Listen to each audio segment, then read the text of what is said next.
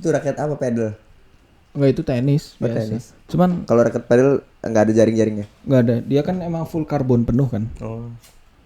Cuman sekarang lagi ini nih, naik-naiknya nih. Apa? Makanya di Cilegon pedal kan. Iya. Mau main nggak? Nggak bisa Jul. Susah nggak sih? Bisa main badminton kan? Bisa. Nah, itu kalau menurutku ya, Heeh. itu masih tengah-tengah antara badminton sama tenis. Pedal tuh di tengah-tengahnya. Oke. Dan kalau aku ya main pedal tuh pakai poles masih bisa, Mas. Pakai apa? Poles ini loh. Apa maksudnya? Kan kalau badminton harusnya kan gini. Jadi cuman gini doang boleh. Gini aku bisa, masih bisa. Itu.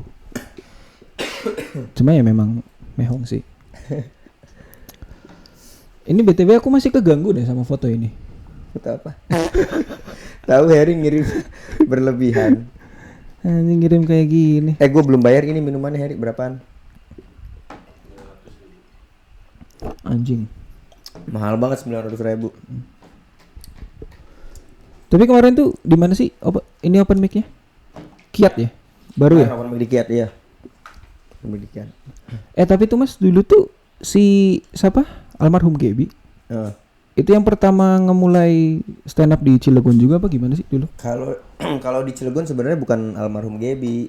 Siapa tuh? Sebelumnya kan udah ada stand up Untirta tuh. Oh, Untirta dulu. Dulu masih pakai kampus tuh. Nah, cuman dia mencangkupnya Cilegon Serang. Tok. Oke. Jadi isinya tuh komik-komik yang regional, rumahnya di Cilegon, ada yang di Serang gitu. Terus namanya yaitu kayaknya kebentuknya awalnya dari komunitas kampus dulu tuh. Makanya namanya Stand Up Untirta. Oh, Untirta tuh bahkan yang paling pertama bisa dibilang ya? Bisa dibilang yang pertama itu. Terus nanti akhirnya ke Stand Up Indo BSC. BSC Banten, Serang, Cilegon. Banten, Serang, Cilegon. Oh, itu yang tapi aku lupa ya, Untirta dulu apa BSC dulu? Lupa. Pokoknya awalnya dari anak-anak mereka lah. Tapi yang sempat ke Kompas TV itu yang Liga Komunitas apa ya? Liga itu yang Komunitas. BSC. Itu yang BSC. Yang kamu ke ini kan? Iya. Naik itu. Itu BSC. Nah itu sebenarnya ceritanya semua regional tuh disuruh ngirim. Se-Indonesia Disuruh ngirim video, by video seleksinya. Oke. Nah Cilegon ngirim. Oke. Cuman temanya waktu itu nggak masuk sama materi aku karena aku materinya kebanyakan pembahasannya keluarga. Gitu-gitulah. Terus mereka anak-anak Cilegon ngirim dengan tema lain. Makanya aku nggak ikut. Gue nggak ikut deh. Sok pada bikin aja gitu. Terus ternyata aku dikontak sama anak-anak BSC, Stand Up Indo BSC, sama Nixon waktu itu. Nixon apa almarhum Gebi yang kontak lupa. Disuruh ikutan. Pembahasannya keluarga ya Dam gitu. Oh yaudah, karena kebenaran cocok kan. Ya udah ikut. Bikin dan ngirim dan lolos ternyata. Dan langsung ke Kompas kan ya? Kompas di Usmar Ismail. Itu kalau aku kan nonton kan videonya. Itu kalau nggak salah lawan Padang ya? Lawan Padang. Lawan juniornya Pras. Iya, itu lawan dendeng-dendeng gitu teman-teman. Iya bener. Itu jago-jago Padang gokil. Iya itu pecah-pecah sih. Pecah-pecah. Tapi memang secara keseluruhan sih, aku ngeliat di situ Gebi yang paling dominan ya. Dominan. Makanya di situ aku ngeliat ini jangan-jangan awal bermulanya dari si Gebi nih, jangan-jangan. Enggak sih sebenarnya. Masih ada senior-senior lain sebenarnya. Tapi kan Mas Adam juga termasuk foundernya komunitas kita kan? Cilegon, Stand Up Indo Cilegon. Dulu yang mulai siapa Mas? Dulu yang mulai ya berempat. Adam? Saya, Raffi, Lutfi, sama Entus. Iya. Oh wow, oke. Ini 3 namanya nggak tahu semua lagi. Empat orang tuh awalnya. Akhirnya kita bentuk komunitas itu ya udah bermula dari 4 orang itu. Oke. Terus gitu. mulai rekrutmennya sebentar, itu 2013. 13 akhir. 13 akhir tuh kita udah mulai ketemu. Terus akhirnya di 2014 awal. Ngalin pokok banget. Oh berarti hitungannya akhir tahun kemarin kita habis ulang tahun dong? Iya ulang tahun di awal tahun. Awal tahun apa akhir tahun? Awal tahun karena kita mulai muncul ke permukaan sosial media tuh di awal tahun. Oh tapi udah mulai aktivitasnya. Udah mulai ketemu tuh di Desember sebenarnya. Desember. Oh muncul di permukaan di sosmednya awal di tahun. Januari. Oh Oke. Gua nggak tahu tuh kapan pastinya, cuman kalau di Twitter tuh kita join Twitternya di 11 Januari. Itu join di Twitter. Jadi kemungkinan sih seminggu atau 2 minggu sebelum itu, itu kita udah ketemu ngobrol-ngobrol gitulah. Tapi jangan bilang anniversary kita Berarti sesuai tanggal Twitter dong. Ya kalau mau mending gitu. Kalau mau ya kayak gitu. Oke. Di Januari. Tapi ini sih ya perkembangannya kulihat sampai apa Cilegon, bahkan kayak Panji itu udah pernah show di sini. Bener. Kemarin juga Zawin, Maljubri udah 2 kali. Iya, banyak sebenarnya komik-komik yang sering kita lihat di TV itu yang udah pernah ke Cilegon banyak. Kayak Mas Dodit pernah, Jadi Uus pernah, Pras Teguh pernah, terus Frimawan pernah, Rigen, kalau Rigen ke Cilegon belum, Hifsi pernah. oh itu Sun. Hah? Siapa? Ali Akbar. Ali Akbar. Lupa. Ya lupa aku. Ali Akbar pernah. Tretan Muslim juga pernah kesini loh mas. Pak Pres juga kita pernah. Pak Ajis. Itu kita Sun 1 Cilegon ngundangnya Ajis 2000 sama Arya sama Zawin. Yang kita ada Ali Akbar Hifsi itu Sun berapa kita? Itu Sun 4. 4 ya. Sun 4. Itu. Banyak sebenarnya komik-komik nasional yang udah pernah ke Cilegon tuh banyak. Tapi kan bahkan dari misal gini deh, Mas Adam kan juga bahkan udah sampai ke TV nih. Mas Adam udah pernah ini nggak satu panggung sama senior-senior yang tadi kita sebut? Pernah sama siapa ya? Sama Uus pernah ngebuka waktu di kampus. Sama almarhum Babe Cabita pernah. Openernya? Itu di Untirta iya. Opener ngebuka. Rasanya apa mas? Rasanya seru banget sih itu, kayak apa ya? Ya seneng lah bisa ngebuka sebelum dia tampil sih ya. Oke.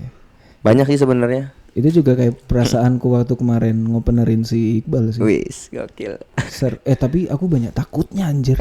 Banyak mualnya. Takut mengecewakan. Iya, karena gini mas, aku kan job stand up ini kan hitungannya yang kedua. Yang pertama aku kan pernah dapat job juga.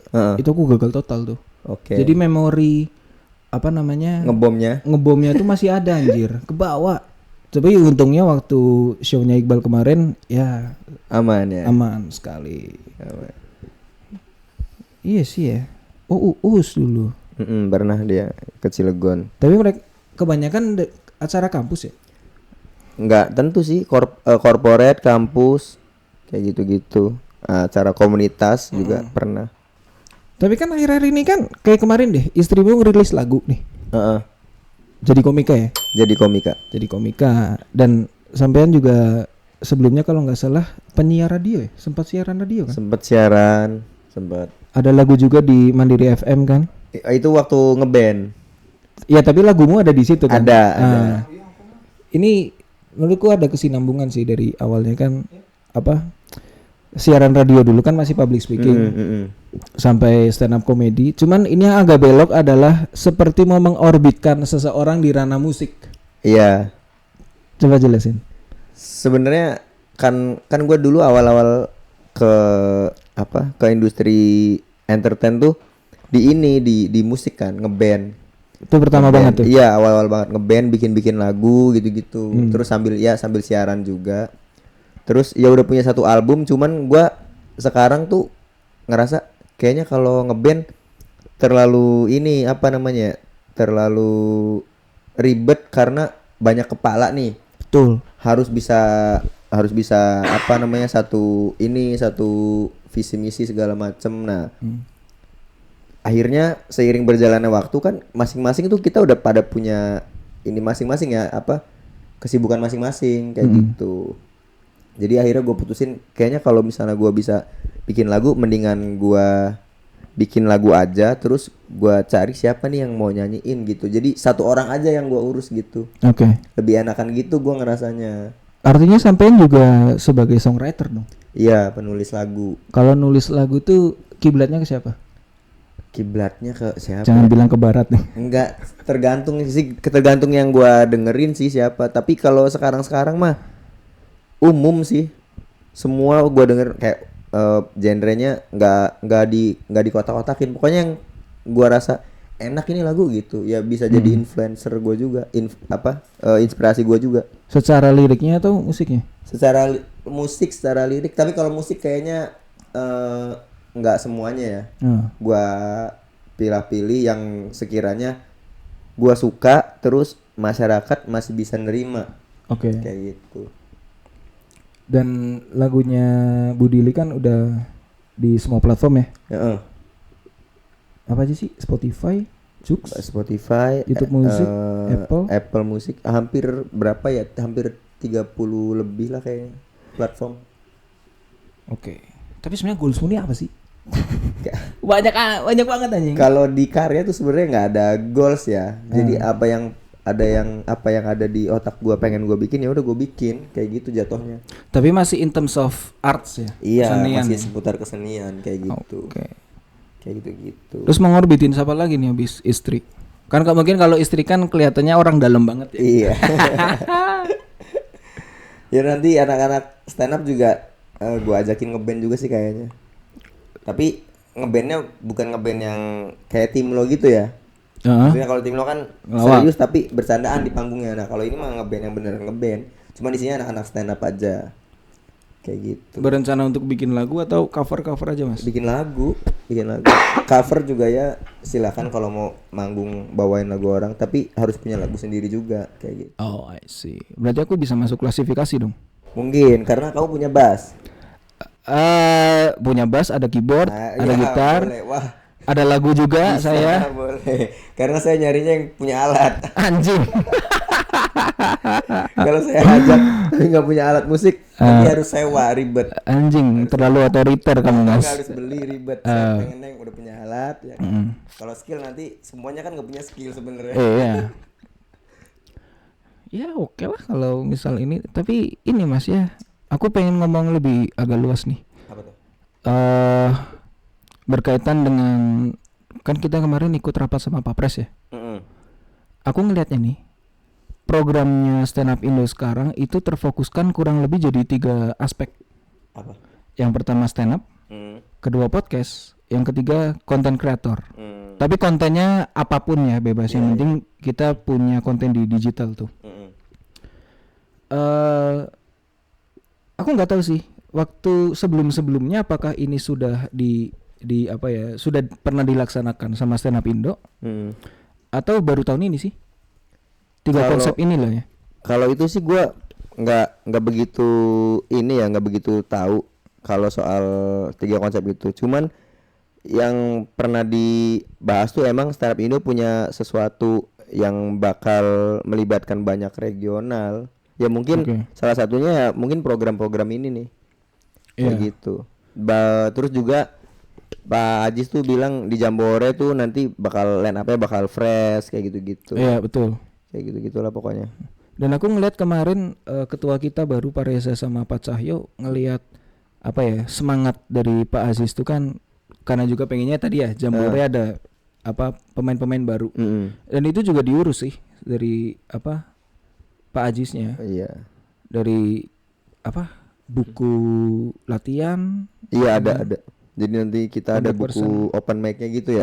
Buku open mic. Jadi kayak kelihatannya gini loh mas, seserius itu gitu loh untuk ngembangin industri. Benar. Tapi memang dasarnya kalau menurutku ya stand up comedy itu udah jadi industri sih di Indonesia ya. Udah jadi, malah kalau menurut gua stand up comedy itu ini yang lengkap ya. Maksudnya suatu skill yang lengkap. Sepakat. Karena udah pasti teman-teman stand up tuh bisa mengentertain. Kalau disuruh MC pasti mereka MC-nya beda dengan MC yang biasa. Kayak gitu. Apalagi kalau disuruh stand up ya kan. Kayak gitu. Terus juga ya karena mereka udah terbiasa manggung sendiri, jadi ngadepin situasi yang emang harus diituin sama sendiri tuh mereka udah tahu harus gimana bersikapnya. Bener bahkan kayak main film gitu-gitu kan, nulis skrip film segala macam. Bahkan ada yang jadi komedi konsultan. Iya, komedi konsultan, bener. Jadi banyak justru stand up tuh ini ya, range karirnya ke depan tuh makin luas sih. Makin luas, bener Jul. Terus juga ya di luar stand up juga kan anak-anak stand up tuh pada punya hobi yang mereka bener-bener tekunin kayak gitu. Yes. Jadi malahan lebih ini ya, lebih kompleks gitu. Misalnya anak stand up nih, dia ternyata hobi motor. Di motornya juga udah pasti dia ini banget, expert banget ya kan. Banyak yang sering kita lihat kayak Bari William ya kan. Sering motoran gitu-gitu. Lu kalau nanya otomotifnya selain nanya seputar stand up comedy, nanya otomotif ke dia pasti tahu kan. Oh iya benar. Ya kayak gitu makanya. Bahkan kayak misal kayak musik deh, ke musik kayak Pras Teguh, Iya. Coki ada yang Juwi, Juwi.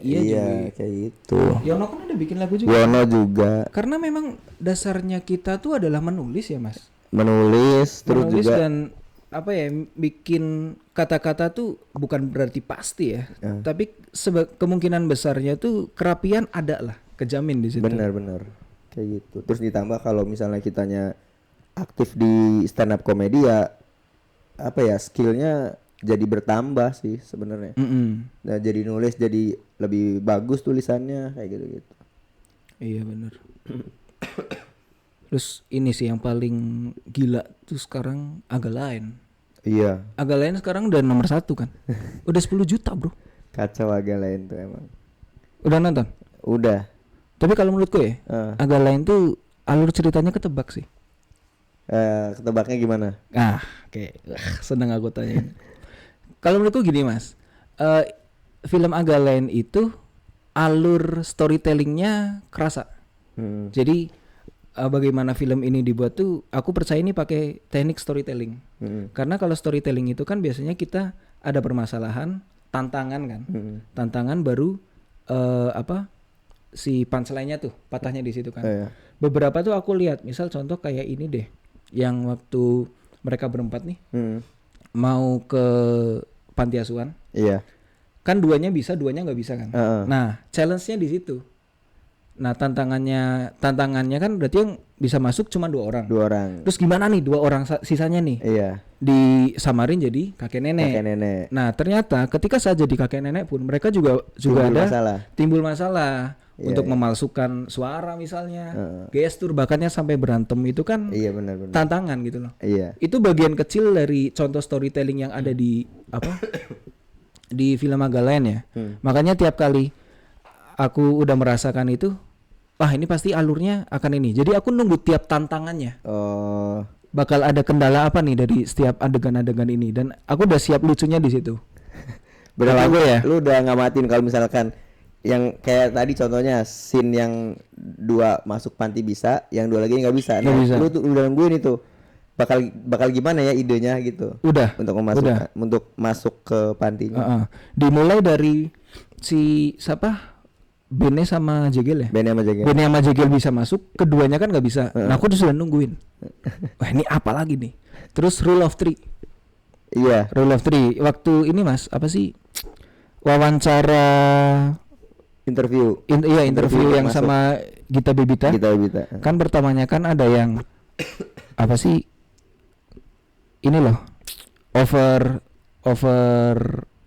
spec. Terlalu pintar, terlalu perfeksionis, keduanya. Yang ketiganya kok bawa anjing, iya kan? Nah, itu rule of 3 sih kalau menurutku ya. Iya benar.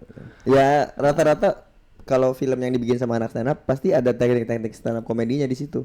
Pasti kerasa. Teknik callback-nya ada kayak gitu. Tuh, callback-nya. Rule of 3-nya dipakai. Kayak gitu. Tapi ya ini prestasi baru sih, kayak 10 juta loh.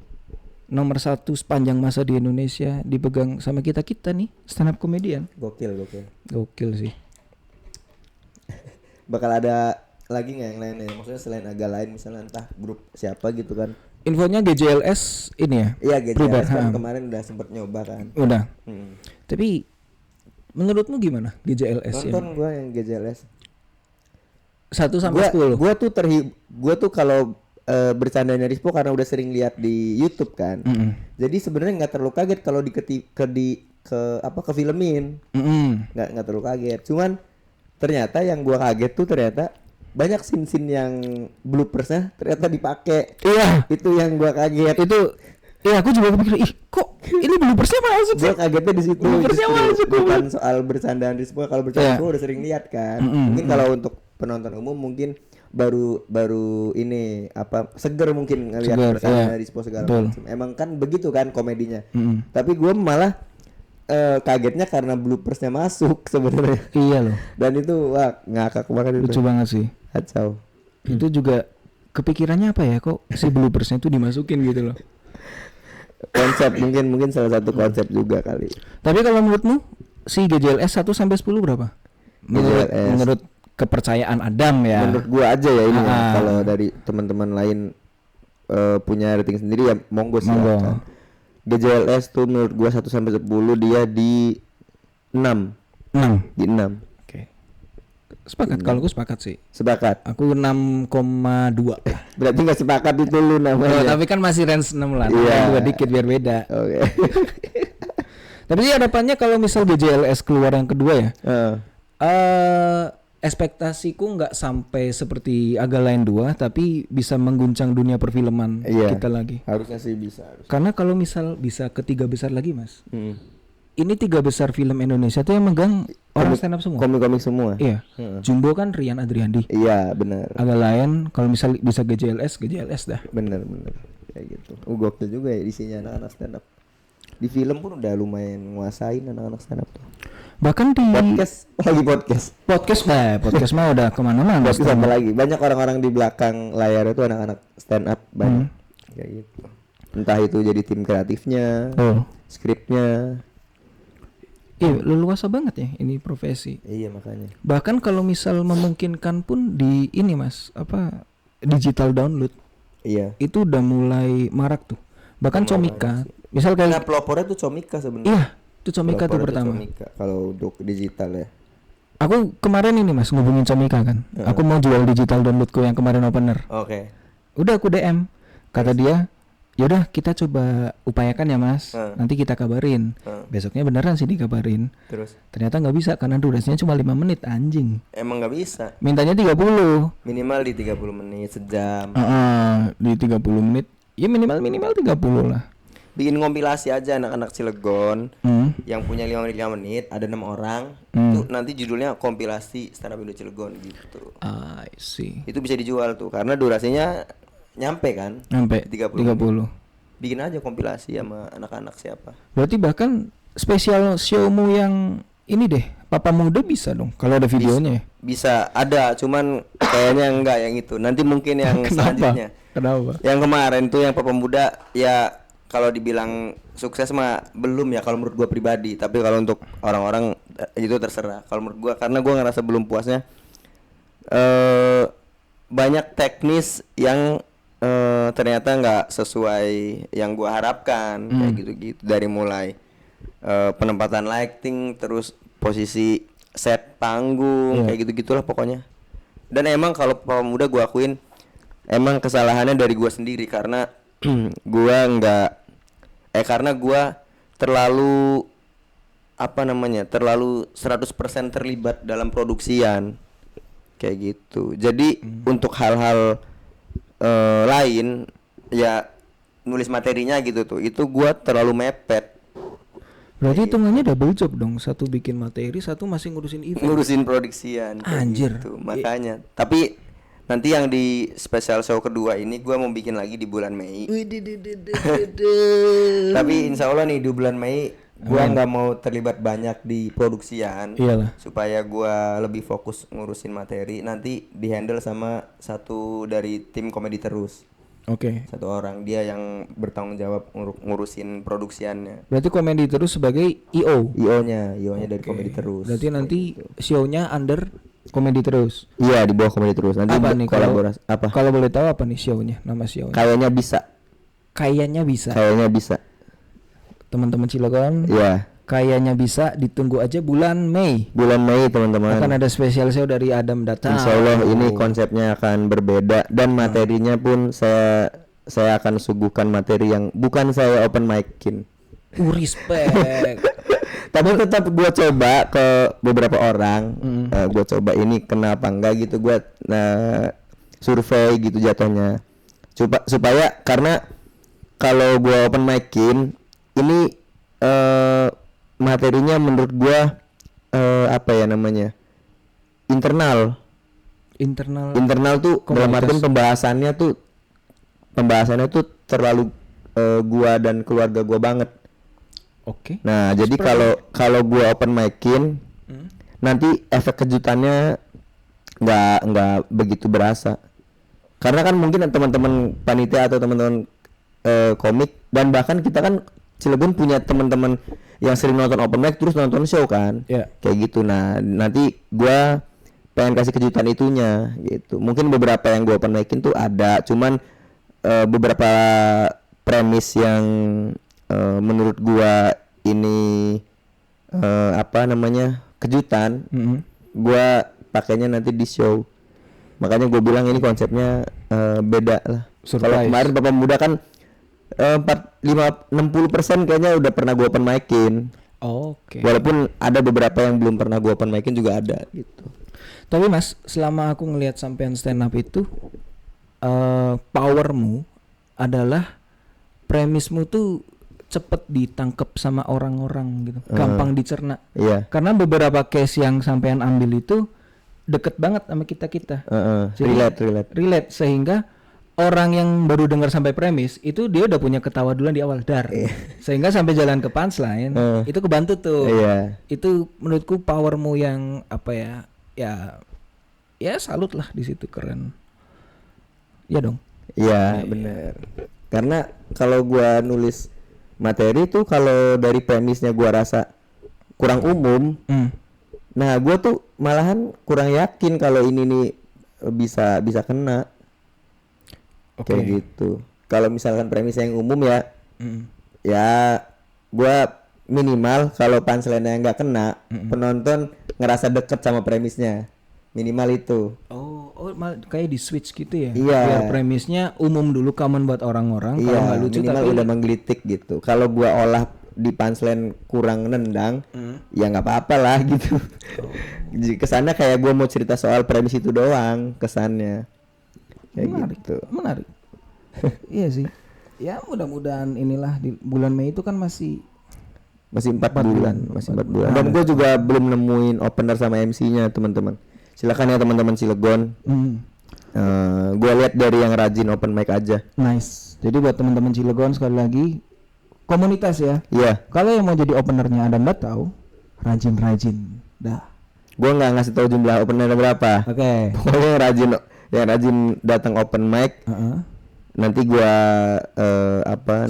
gue pilihin lah kayak gitu. MC 2. Kemarin kan Bapak Muda 1.